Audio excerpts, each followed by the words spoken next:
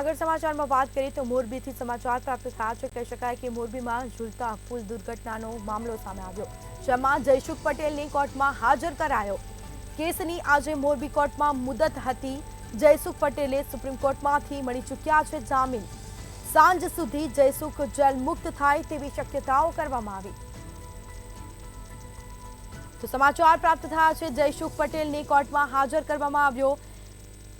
135 નિર્દોષ લોકોના જીવ લેનારને જામીન મળી રહ્યા છે। સાથે જ કહી શકાય કેસની આજે મોરબી કોર્ટમાં મુદત હતી।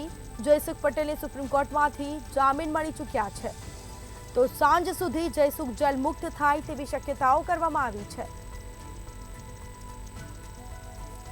તો સમાચાર પ્રાપ્ત થયા છે, જયસુખ પટેલને કોર્ટમાં હાજર કરવામાં આવ્યો। કેસની આજે મોરબી કોર્ટમાં મુદત હતી।